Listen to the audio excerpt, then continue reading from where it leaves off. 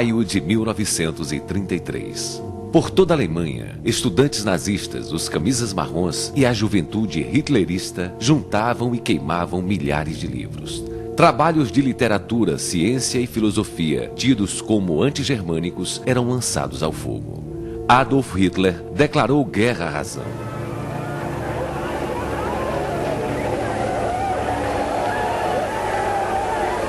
Somos vistos como inimigos da inteligência, proclamou Hitler. Somos sim, mas em um sentido muito mais profundo do que aqueles cientistas burgueses poderiam supor. A revolta de Hitler contra o intelecto deve ser entendida como uma nova religião. Uma religião dedicada aos mistérios do sangue e da raça. As velhas crenças voltarão à tona, declarou Hitler. O conhecimento secreto da natureza, do divino, do disforme e do demoníaco irão lavar o verniz cristão e trarão uma peculiaridade religiosa à nossa raça. A religião do sangue, da qual Hitler fala, abriria caminho para o assassinato de milhões. Entretanto, a crença nazista das raças não foi criação de Hitler. Suas raízes estão nos ensinamentos de agnósticos alemães e em teorias ocultistas.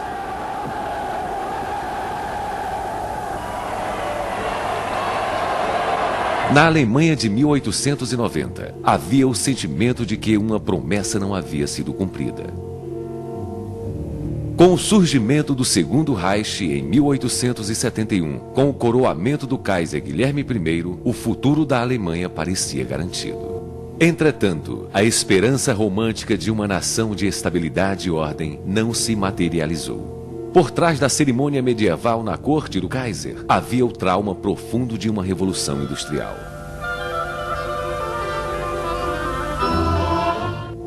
Milhões de camponeses abandonavam suas terras indo para as cidades. Artesãos foram colocados de lado pela impiedosa produção em massa. Uma nova classe de banqueiros e industriais lutava com a antiga aristocracia pelo poder. Bem cedo, o novo Reich alemão parecia destinado ao caos e ao separatismo. Ironicamente, a unidade de propósitos desejada por tantos alemães do Reich seria garantida pelos ensinamentos de um britânico. Em 1897, o Kaiser Guilherme II convida à sua corte o renomado escritor britânico Ruston Stewart Chamberlain. Seu livro, Fundamentos do Século XIX, foi a inspiração para uma geração alemã de nacionalistas antissemitas, místicos e para o futuro Partido Nacional Socialista Alemão. De acordo com Chamberlain, a chave para a história humana é a ascensão e queda de raças.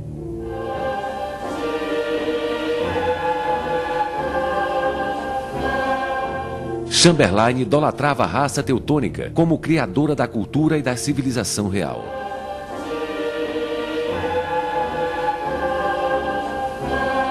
Chamberlain escreveu que a mente alemã deve guiar os povos arianos à supremacia da raça e dominação do mundo.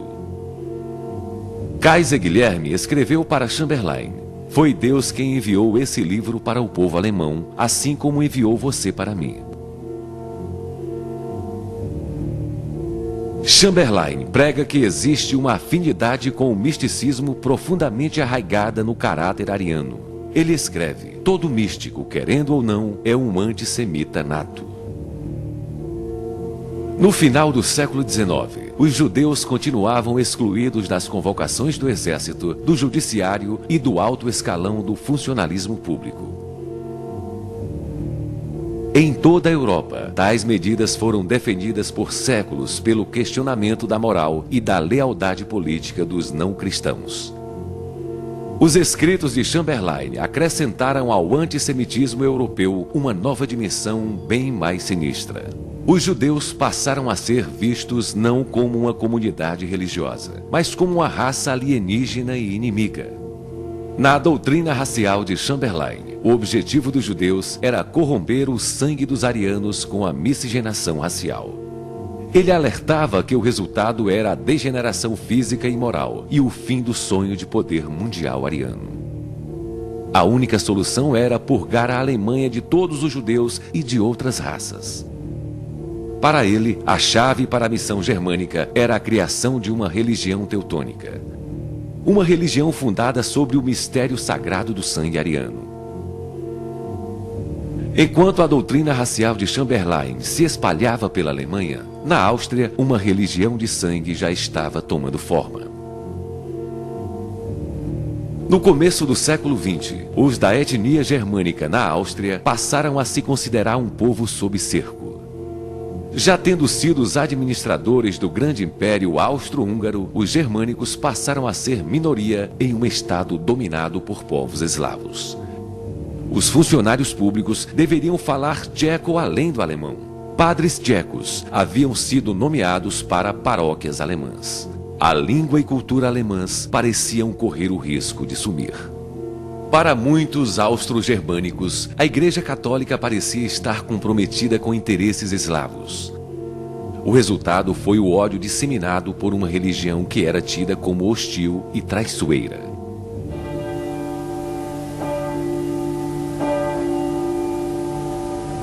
A profunda insegurança dos alemães da Áustria levou ao aumento do poderoso movimento pan-germânico.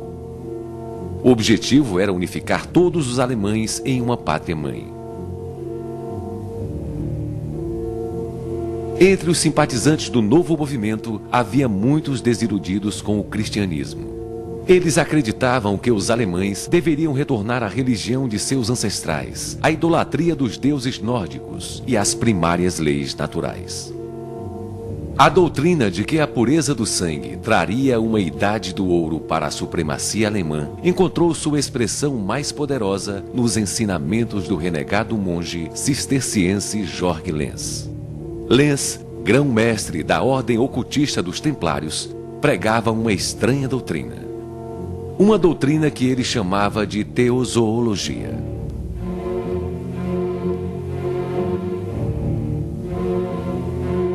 Em um passado distante, os atlantidenses, a quarta raça raiz da criação, haviam se dividido em criaturas puras e bestiais. Depois de milhares de anos, a raça pura, os homens-deuses arianos da quinta raça raiz, se miscigenaram com as criaturas bestiais. O resultado foi um declínio catastrófico e a quase perda dos poderes paranormais arianos. Lenz acreditava que, com as leis raciais rígidas de antigas tribos germânicas, seu sangue havia sido purificado, recuperando características divinas arianas. Lenz dizia que essas leis foram destruídas com a cristandade e deveriam ser recuperadas. O resultado, depois de muitas gerações, seria o surgimento de um tipo humano superior, um homem-deus destinado a comandar o mundo.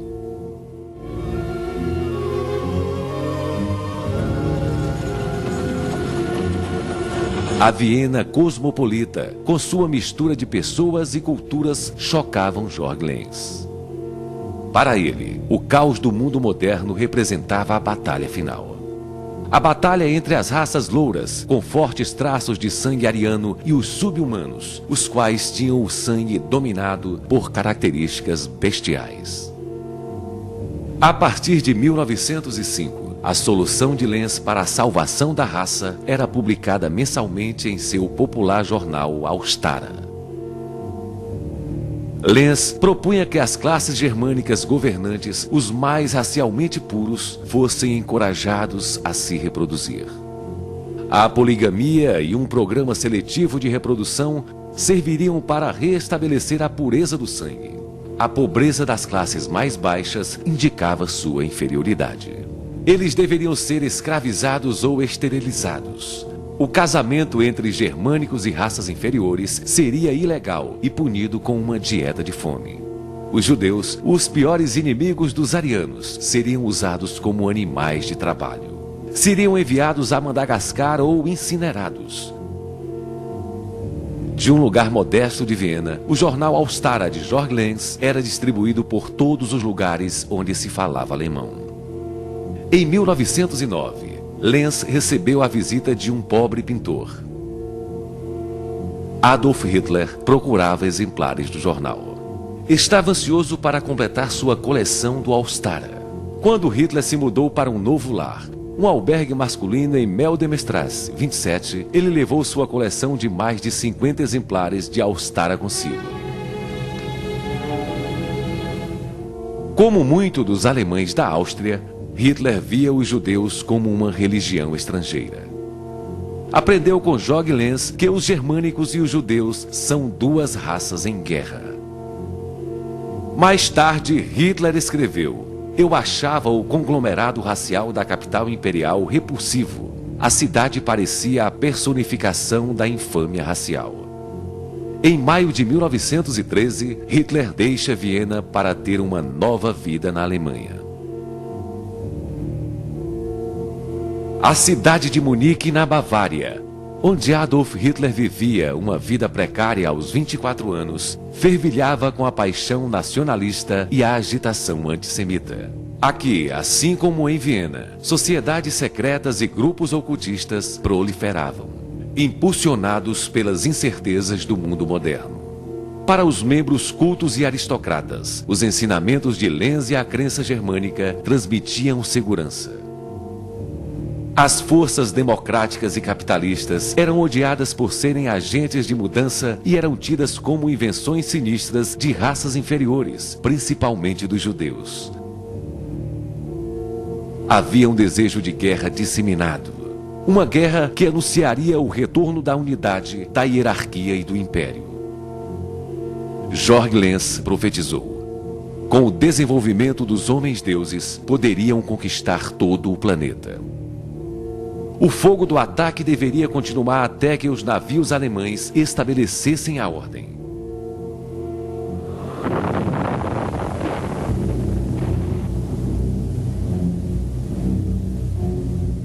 Em 1º de agosto de 1914, em Munique, a guerra tão esperada pelos nacionalistas é proclamada para uma multidão em júbilo.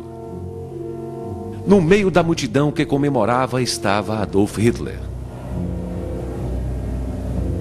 3 dias depois de declarada a guerra, Hitler pediu para ser aceito no regimento bavariano. Para mim e para todos os alemães, Hitler declarou que naquele momento começava o mais inesquecível tempo de minha existência. Depois de 8 semanas de treinamento, Hitler é enviado ao fronte juntamente com o Regimento 16 da Infantaria da Bavária. Sua primeira batalha é travada ali. Em seu primeiro dia, sua performance é de um mensageiro do regimento. Era um membro dos selecionados mensageiros da linha de frente. No dia seguinte, Hitler resgata sob fogo seu oficial comandante. Ele é promovido a cabo e recebe uma cruz de ferro de 2ª classe.